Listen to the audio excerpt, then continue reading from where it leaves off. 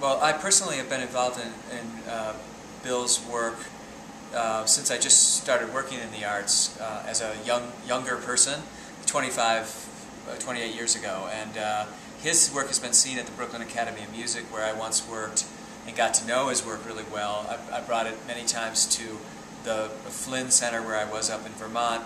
And the Walker started its relationship with Bill in 1981 at a festival called New Dance America.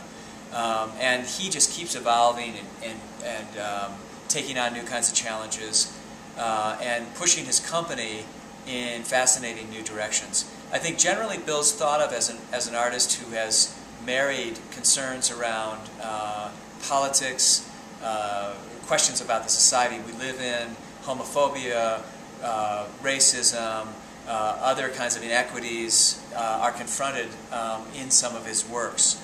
But he's also a formalist, and his dance is exquisitely beautiful often, and is really intricately structured.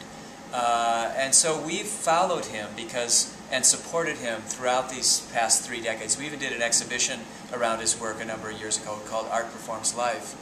And while we don't do it with many artists, there's a few who we just feel continue to push themselves, challenge themselves and audiences in new ways that we feel it's important to maintain those relationships. So Merce Cunningham was one, Aiko Nkoma, Trisha Brown, Bill T. Jones, Meredith Monk, some kind of legendary figures who kind of started in their earlier years working with us, and at that time they may have been viewed as emerging or mid-career artists, and now we've kind of grown together. The other interesting thing about Bill T. Jones is that even though he creates challenging work and takes a lot of chances, he also has made several highly acclaimed Broadway shows recently. One was he choreographed Spring Awakening and won a Tony Award, and then he directed and conceived a show called Fela, which was on the Nigerian musician Fela Kuti, and that got a huge amount of attention, won all kinds of awards. In fact, a touring production of it is coming, I think, to the Ordway next spring. And just in this last December, the Kennedy Center Awards honored Bill T. Jones, along with Paul McCartney and Oprah Winfrey and Jerry Herman and Merle Haggard as one of the kind of great artists of our time.